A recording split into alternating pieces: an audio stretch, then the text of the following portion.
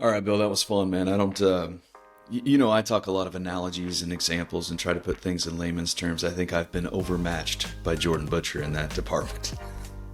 She puts things in ways that are easy for people to understand. She kind of frames things that you and I talk about in a way that is different than the way we frame it, but man, it's just so intuitive. And I think what I really liked about this one is kind of our deep dive into the power of community and network, and not entrepreneurs, dental practice owners, portfolio owners not feeling alone.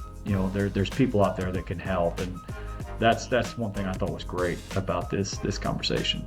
Yeah, 100%. I mean, if you're out there feeling like you're on an island by yourself, I mean, you can definitely tell the power of a community, and definitely listen to this one to see how DEO can help, just on the community side, but also to shorten the learning curve with the community side, but through fractional services as well. So you guys are going to really enjoy this episode with Jordyn Butcher, Director of Coaching at the DEO. Enjoy, guys. Welcome to Dental Momentum, the podcast dedicated to lively discussions on business and financial strategies tailored for dental business owners. At Duckett Ladd, we're committed to transforming your business journey and supporting you at every stage. Join us as we delve into the keys to long-term practice success, from cutting-edge accounting and strategic tax planning to personalized business strategies. Together, let's propel your dental practice forward with unstoppable momentum. Jordyn, I think the last time we talked face-to-face was it Phoenix, or the last DEO event in June? And I'll be remiss if not asking how the Italian restaurant was, because I think you guys were going to an Italian restaurant and us and a couple knuckleheads were going to the casino to eat $5 pizza. And about an hour in, we didn't have any money left, and we had one piece of pizza, and I just kept thinking, man, we should have gone we messed to an up. Italian restaurant. Yeah. How was the Italian restaurant? Maybe that's my question. Our girl dinner was fabulous. We had ourselves a lovely time after a long, productive event day, relaxing with a glass of wine, some delicious Italian, and I don't even want to know what you guys got into at the casino. I know we lost money, but I bet money, or we had a lot of fun, let's put it that way. We walked back empty-handed. Anyway, I want to jump in. I appreciate you jumping on here. I want you just real quick at the beginning, unpack your journey a little bit, like where you started all the way till you are today. That kind of sets the stage, and then we'll riff off that. If that's Yeah, you bet. So I went to college at the University of Tennessee, go Vols. I was a pre-dental biology major, and after that decided I don't want to go to any more school. I'm all done. So like any normal person would do, I packed my bags and I moved to Hawaii, and I just decided to start working, and I started as a dental assistant because I still wanted to be in the industry. And I was trained chairside. I did dental assisting, moved into front desk, some financial coordination, and just treatment coordinating. And then after that, moved into an office manager position, relocated back to the mainland US and continued that. Moved from office manager then into a regional manager position, and then I started working with the DEO, so going from 7 locations as a regional manager to being over probably 150 locations or practices, and doing coaching for a bunch of different organizations around the US, Canada, and Puerto Rico. So Jordyn, we see that a lot. People kind of start out at a certain spot in the accountability or org chart, and then they kind of work their way up. Walk us through those steps that you took from chair side to office manager to more on the director or on the ops side. How difficult was it to kind of progress through those steps? I don't think difficult at all for me, because I am an extroverted person who is going to happily ask questions, and I know the answer is no unless I ask, so I'm going to ask it. But the way that I did that was probably just based and rooted in curiosity. From being a dental assistant, I then wanted to have a little bit more of that front patient interaction, so moving into the front office to try that on for size, essentially, is what I did. And then from there, well, how does this work then once the patient's here, and then what's the process after the patient leaves, and just being very curious to understand the rest of the process that I had not touched and seen myself. And within our industry, there is so much opportunity to do that. I would encourage anybody who is interested in operations or new or just curious to ask the question and dive in, see where else you can help out and where you can learn within your organization, because it'll ultimately create more clarity for your position, but then open up new doors and opportunities for a career down the road. So that's essentially what I did. So real quick question, then I'll get a bigger one. Hawaii, you just packed your bags and went to Hawaii just on a whim, or like?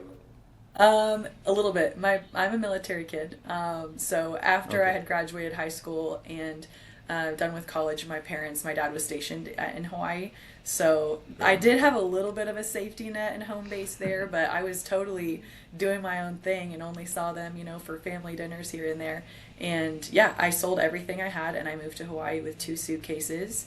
And I mean, really, you just need swimsuits and scrubs if you're going to work in dental and live there. So. Right.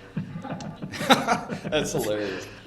So unpack a little bit of, director of coaching at DEO, right?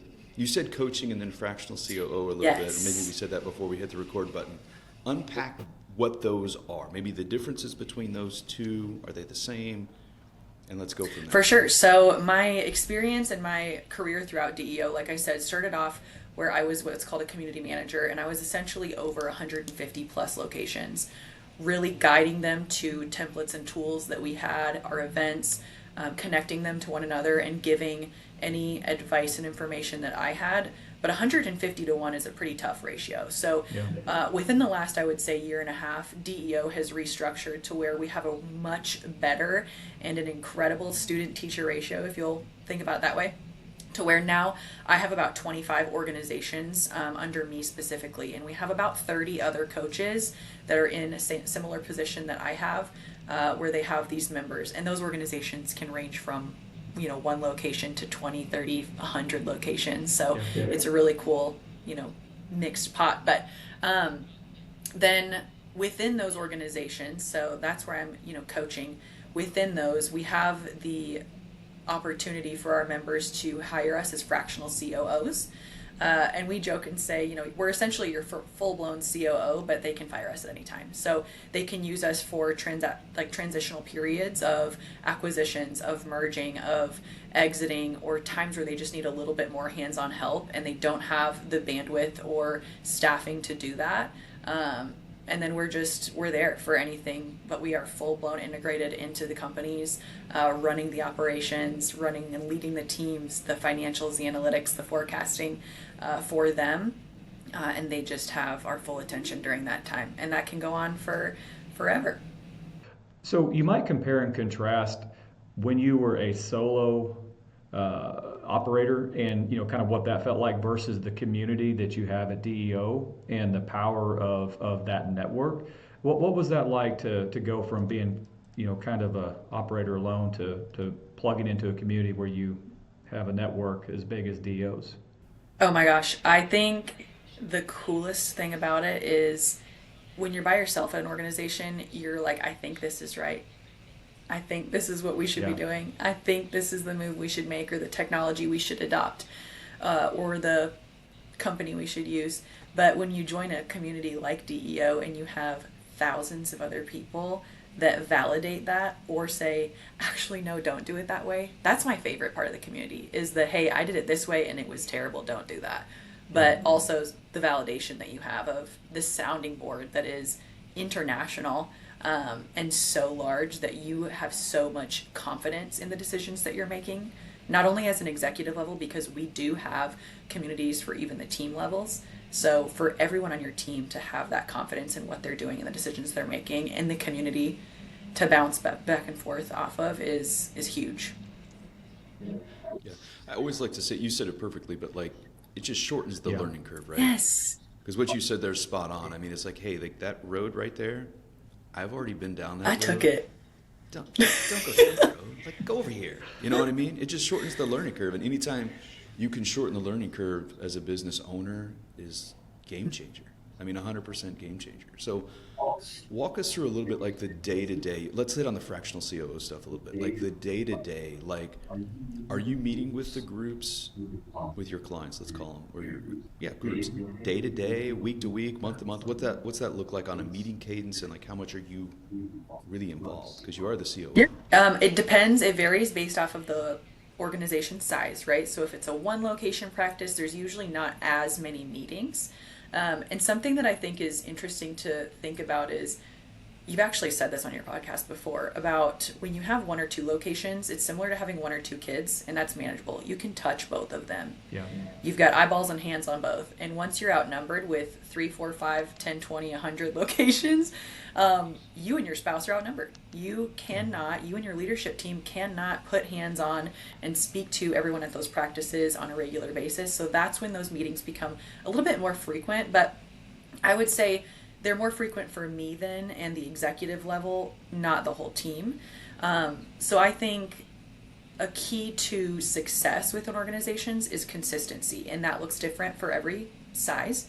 But regardless, yes, we are meeting on, I am checking numbers. Some people start their morning with a coffee and reading emails. Mine is a coffee and looking at a lot of metrics and financials and numbers for the practices, because I like to operate off of facts and not feelings, is what I say. So with that being said, I start the day and then can forecast what's necessary. Those smaller groups, we have meetings usually once or twice a week, depending on what is the priority for that practice and organization during that time. The larger groups, or groups that have a lot of projects that are active, will meet a lot more frequently. But I break those down by project or by department or by whatever is going to be relevant, and that those meetings are so specific, because if it can be an email, it's going to be an email. I'm not meeting just to have meetings. Yeah. So, if you listen to our podcast, you will learn that we are huge fans of ops and think we say ops rules the world. Finance is a big component, but ops is the one that gets stuff done, and without them, you kind of stagnate. So looking at groups or individual practices that are struggling with that, what are the triggers where they should start considering a fractional COO?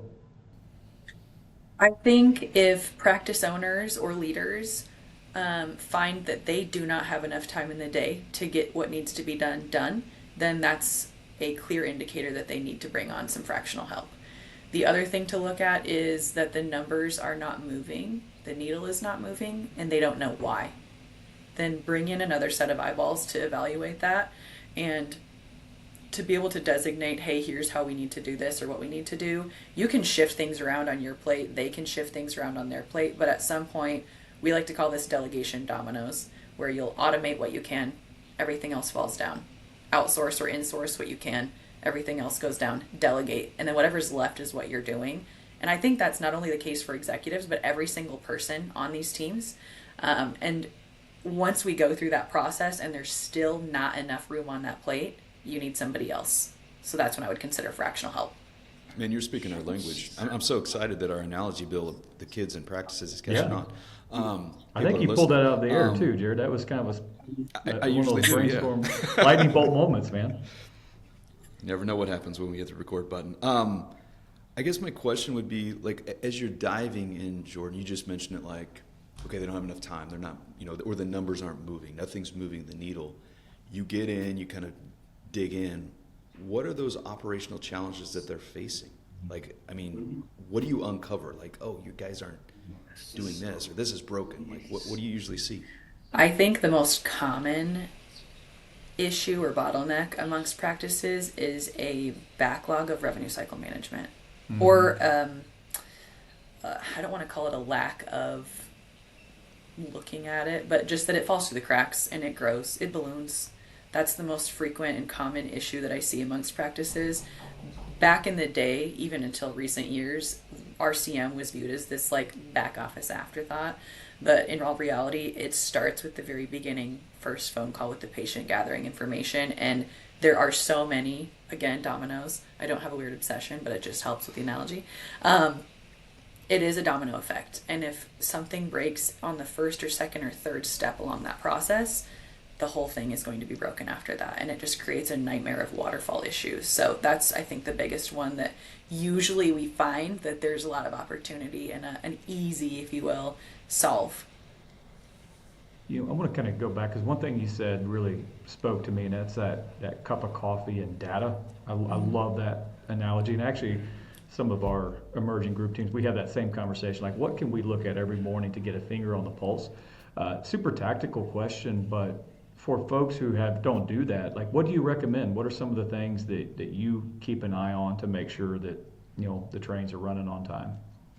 Well, from a financial perspective, I recommend that my teams look at their finances on a weekly basis, but we're meeting twice a month.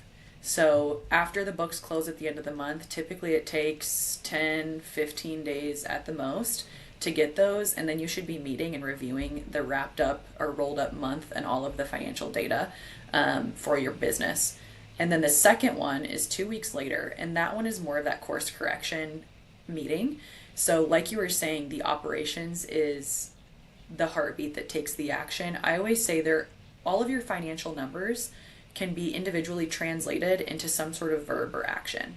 And that's what operations does, is you have to be able to translate the financial data or those financial numbers directly into what action or verb is happening on the practice level that's coming back and causing that number to be what it is, whether it's good or bad. Because if it's a great number, I want to know what that person's doing so we can replicate it everywhere else. When you dive in, do you find that those people just aren't looking at their numbers, or they are looking at the numbers and just making the wrong decisions? I think for the most part, people are just not looking at them. And Yeah. if they are looking at them, their accountants are giving them their numbers at the end of the month and saying, here's what it is in total accounting jargon. And I didn't go to school for accounting. I've learned it along the way with my experience, but dentists don't go to school for accounting. They don't go to school for business. So part of operations is also translating that from financial jargon or accounting jargon into real world layman's terms for these doctors and practice owners to understand so that they can make a decision around them. If it's Greek to them, then they don't know how to move forward. So if you were to kind of look at those two as two legs of the stool, the finance and ops, we're big believers in those two communicating well together. What do you think is an ideal interplay between the finance department and ops? You've already said about providing the data, but what about other ways as far as tracking operational initiatives, those kind of things? I mean, what do you tend to see there? Well, I do think that the operator, integrator, whoever it is that's on the ops side, does need to be involved in those financial meetings at least twice a month. Beyond that, I was just on a call this morning with a CFO doing a monthly report and a company that I work with, and as operators, we come to that meeting with propositions or with those projects in mind, and or we know the levers within our office to pull those different departments and projects or whatnot.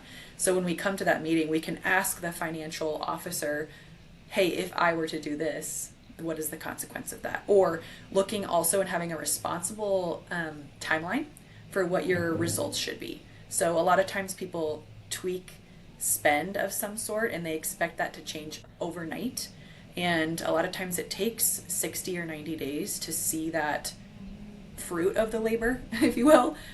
So having a maturity and an appropriate timeline for what you're looking at is huge. But then also just being open and having the communication with the financial officer of your company of, if I do this, what will that affect? So that you know what the ripple effects will be. All right, so Jordyn, we get this question all the time, right? Question of like, I've got 2 practices, I'm gonna go get number 3, or I've got 3, I want to get number 4. Really hard question. That's why I can ask it and you can answer. When? This is an easy question. Ooh, easy. I like it.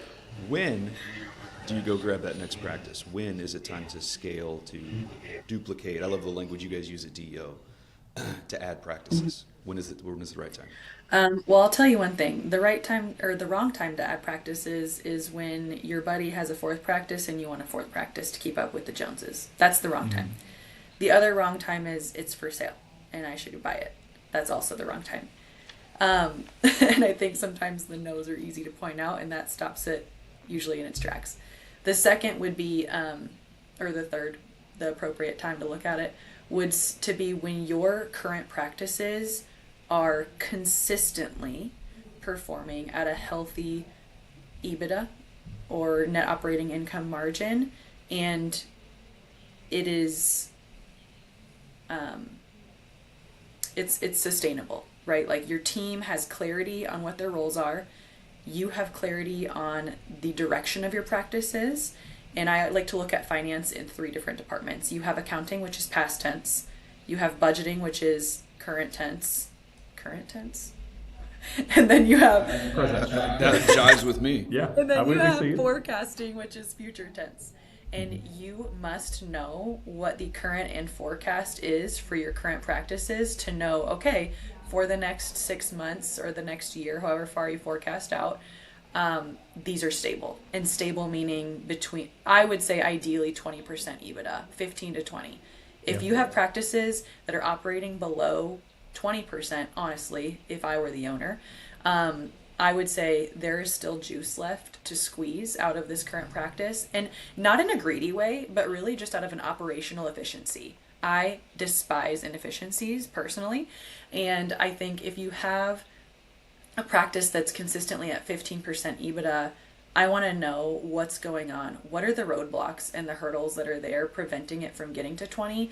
Because if I have that, if you're going to go out and scale or get another practice, you're going to copy and paste what you currently have. Yeah. Do you want to copy and paste chaos? And I'm not saying 15% EBITDA is chaos. That is great. But anything that is below ideal, I don't want to duplicate that. I want to make sure something is real good before I'm going to copy and paste and duplicate that again. Yeah, I think that's a What do very you say, common Bill? thing we tend You to can't see multiply. in. What do you usually say, Bill? You can't multiply chaos. You can't scale chaos. Yeah, It I think. multiplies, right? Yeah, you don't scale chaos. You multiply is an ops phrase I heard that I thought was super interesting, and we see it all the time, Jordyn. We see groups that have, say, 4 or 5, and they usually have 2 or 3 that have been around the longest that are at that 20 to 25. Oh, the +%. flagship's doing fine. Yeah, the but flagship, I've got baby. these That's what we call them, stragglers too. over here. And then you got the ones that are at the 10 to 12 to 15, and you got some that are not, maybe not even making money, but there's always these opportunities that come along that geographically or strategically or whatever, they're just so tempting.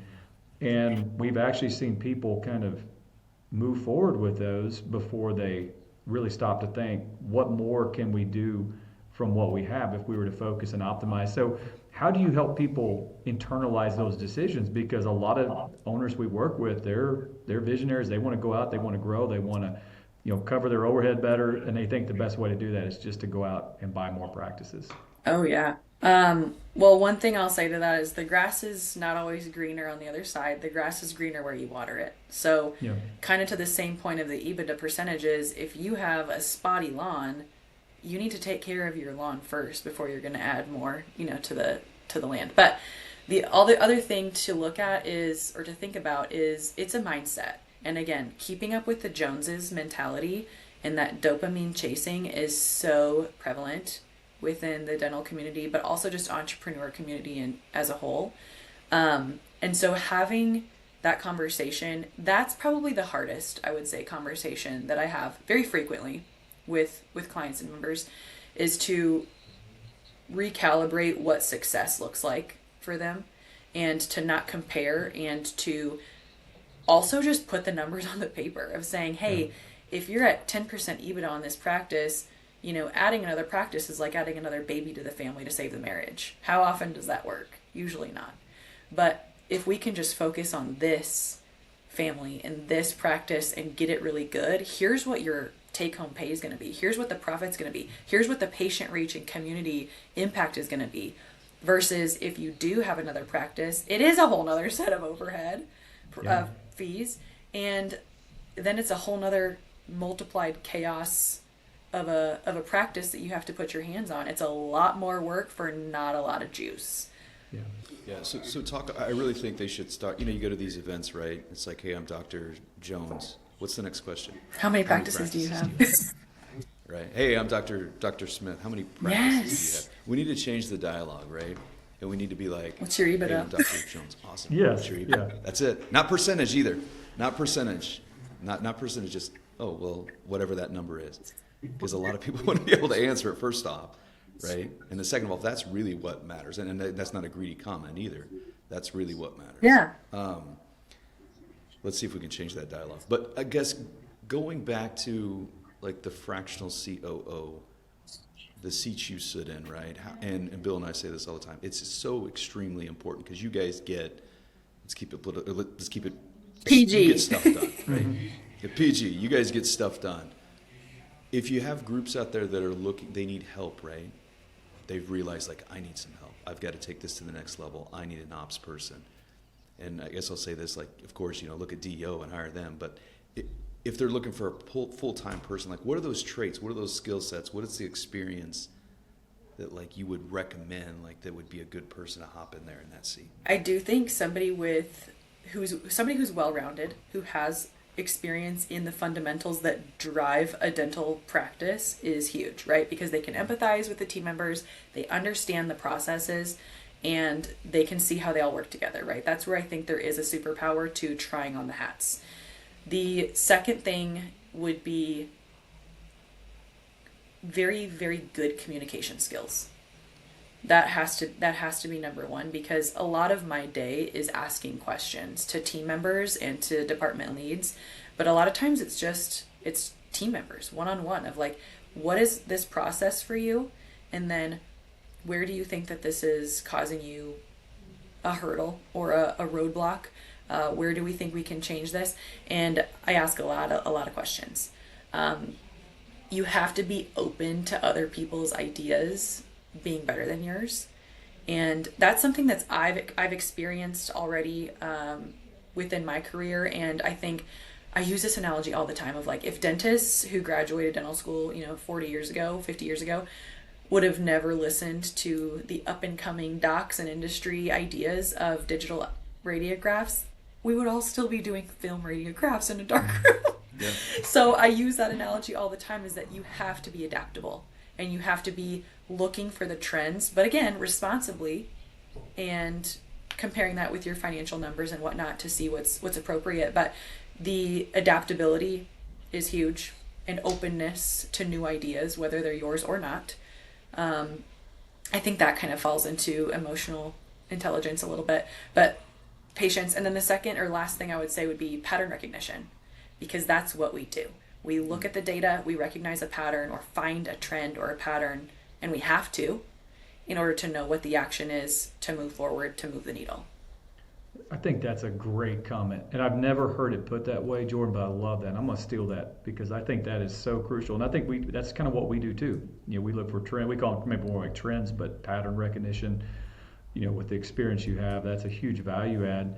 So let me ask you this: when you jump in to a practice and you're going as a new fractional COO, and you're going through your discovery and you're questioning and you're trying to see if there's trends or patterns.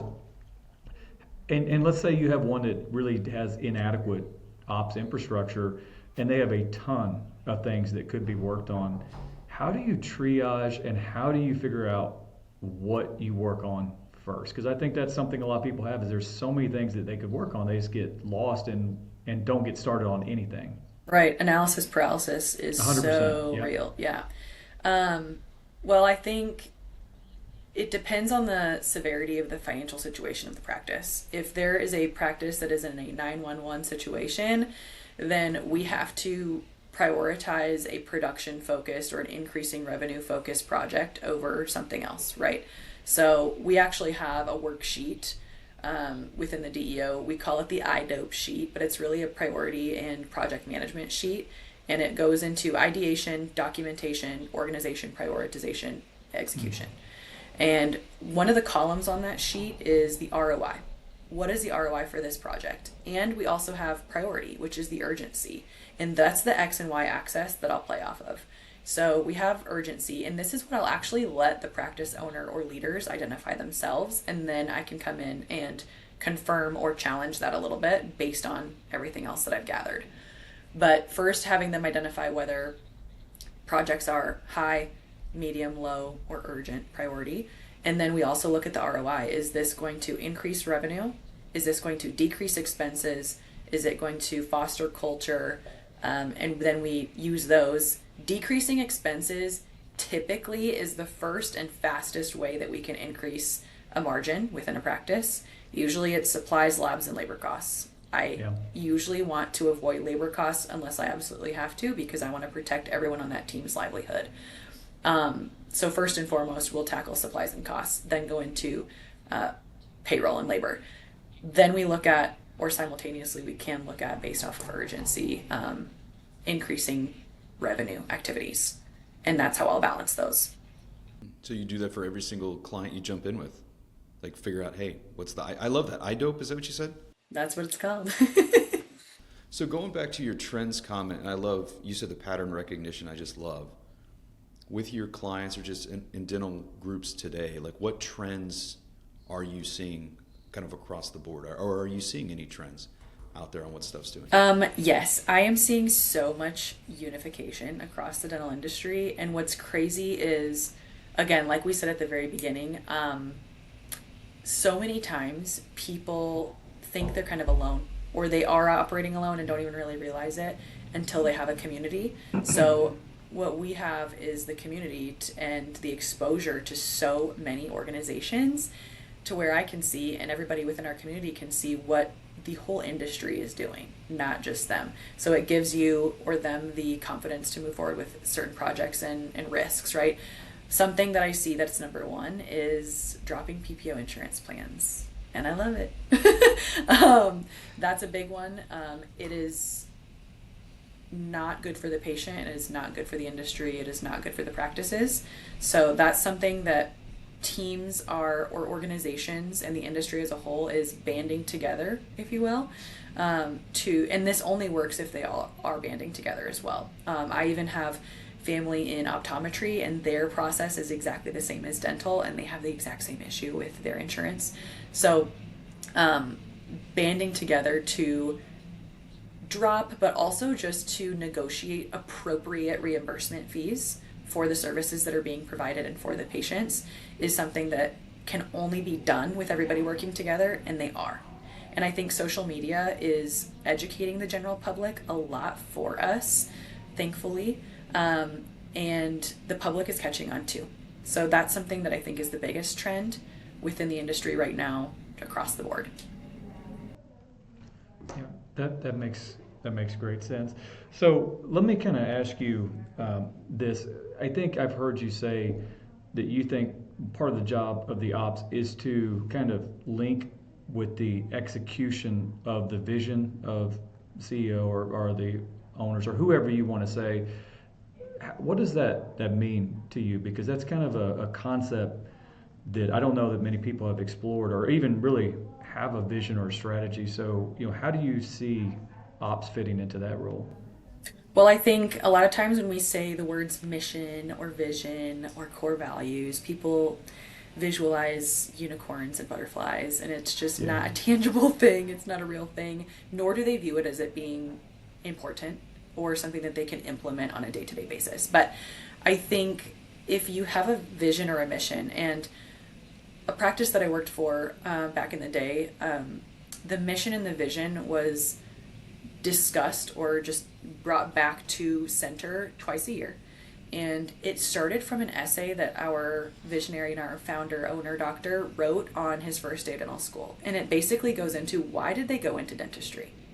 So I think that's the first step, is if you don't have a mission or a vision that's tangible, truly think back to why you went into dentistry, and or if you don't really know and you kind of just did it because your dad did it or just seemed like a good profession financially, then think about the ways that you've already impacted people and the patients that you've had a really challenging time that's been really fruitful, or an impact that you've made with team members and things. Use that as your mission, because this is the way that you can be a part of your community locally and even further, and then translate that into numbers.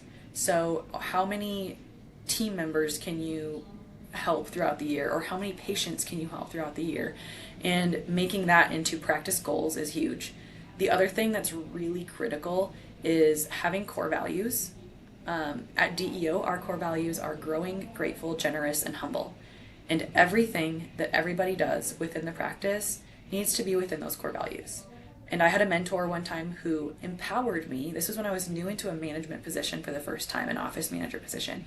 And she said, I think I went to her with a question for something. And she said, Jordyn, if it follows our core values, and if it is good for the patient, good for the practice, good for the team, you get to make the decision. and you know what that decision is. It was a really kind way of her empowering me, but also delegating that to me and saying, do not come ask me that question. This is yours to now own. But also it's a way to make it tactical for your team of, hey, these are the core values. This is what we're trying to accomplish. And that's how you make a culture real. It has to be designed and then reinforced every single day, every single hour with every single patient and team member you have, or else it's not happening. You can't just hang out with each other once on the Christmas party and talk about the core values and the mission to make it real. You have to make it real. So I think telling your team that, use the core values, and is it good for the patient? Is it good for the practice? Is it good for the team? Is how you make that tangible in operations and how you make decisions around the mission. That is good. But transition a tad to, I love what you said earlier about like looking at processes, right, and automate and then pushing everything down, right? Automate, eliminate, insource, outsource. How much is AI playing into that? How much are some of your solutions AI related? Because AI is everywhere, right? I think I'm super excited for the future of how AI and just automation in general. So maybe it is just computers, which, I mean, we could argue that pretty much is AI, but computers and just processes that can take the load off of your humans to allow your humans to do the humanness and the soft personal touch and carry out the mission is so huge. So people are afraid of AI. They're afraid to outsource it, if you will, and to give up the process, right? So a big thing that I see in dental industry or dental practices right now is automating phones and answering with AI. I love it. And I live in a small town in South Dakota, and I tell people all the time, if our Taco Bell can use AI for ordering in the drive-thru and no one throws a fit, your patients are going to be just fine. And so I would say don't be afraid of it. But there are options out there where you can dip your toe in. And what the cool part about that, or the way that that happens, is they catch after-hours calls and weekend calls only. So if they call during a business hour, they're going to talk to you, Sally. They're going to talk to Susie, who they know and love. If they call late at night or on the weekend, they're going to catch whatever the AI receptionist is, which usually sounds just like a human. And I always encourage my teams to name her, him, and introduce them on their social media as their new team member. But that's a huge thing that you can implement, and then slowly have that tip the scale to where then they're just taking overflow calls and or a phone tree of like, if you want to schedule an appointment here, if you want to talk to the front desk, click here. That reduces so much of the administrative workload off your team so that they can focus on the patients in front of them. So that's huge, number one. Number two, revenue cycle management and insurance verification, that whole process of gathering the data, that it's a bunch of subscriber ID numbers, date of birth, information that has to be submitted properly. Let the computer do that. It's going to get that right. And then the follow-up systems, which is follow-up and consistency is the name of the game in operations anyway. So automate what you can and use the safety nets that are there for you. So that way you don't have to. Let it reduce yours and your team members' decision fatigue so that they can use their brain capacity and their ideas for what is truly important human to human. And you can always go in and challenge them and or check those data points more frequently than your meetings are, but at least that's there as a safety net. So it's going to be checked and it's going to be done without a person having to touch it. You know, I think we've heard all these things from, you know, being in the DEO room and the conversation we had today, you probably have these kind of same conversations over and over. And that's why we're big believers in the community, you know, networking effect, but also the specific community that is DEO. How about a quick shout out to like who should consider joining DEO as the community, but then also who should consider looking at someone like you to help with Fractional COO? Yeah, absolutely. I think anybody who I think there's two avatars here. There's one where if you are feeling like you're drowning and you don't have the bandwidth and you don't understand how to make the decision to do something next, which you are totally valid in feeling that way if you are a practice owner, because they don't teach that in dental school. So don't be hard on yourself. But come to join the DEO community and learn from not only coaches who've been there, done that, but also peers who've been there and done that. And again, like I mentioned before, at DEO, our core values, the number one is humility. It's being humble. And so every person who goes through that process to joining is vetted with those core values.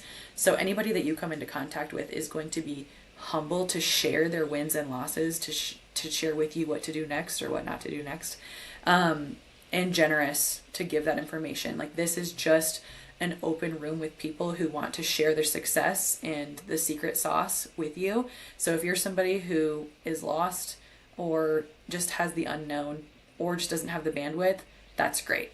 The second avatar or second person that I would talk to and suggest this to is somebody who has grown successfully and their team needs this.